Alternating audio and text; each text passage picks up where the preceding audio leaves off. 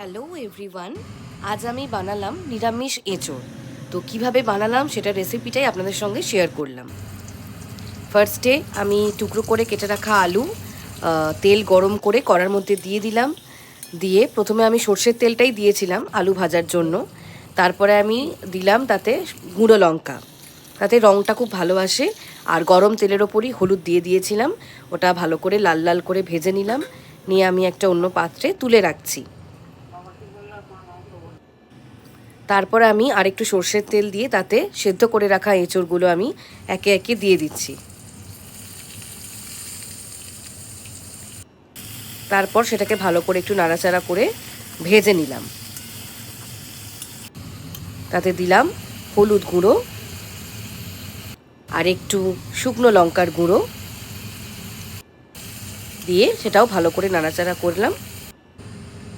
তারপরে দিলাম কড়াইতে সাদা তেল, সঙ্গে একটু সর্ষের তেল দিয়ে ভালো করে আরেকটু গরম করে নিয়ে তাতে গোটা গরম মশলা, তেজপাতা সব কিছু দিলাম।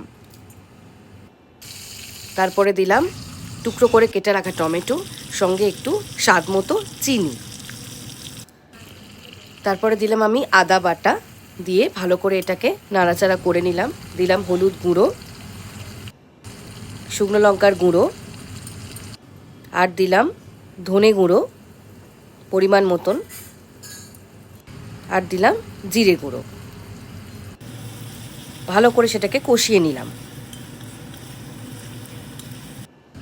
নিয়ে তারপরে রং ভালো আসার জন্য আমি দিলাম একটু কাশ্মীরি গুঁড়ো লঙ্কা পরিমাণ মতো দিলাম।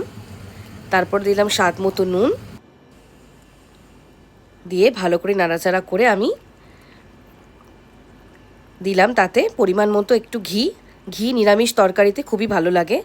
দিয়ে দিলাম গরম মশলার গুঁড়ো দিয়ে নাড়াচাড়া করে ফুটিয়ে নিলাম। নিয়ে নামালাম। ভালো লাগলে অবশ্যই শেয়ার করে দেবেন।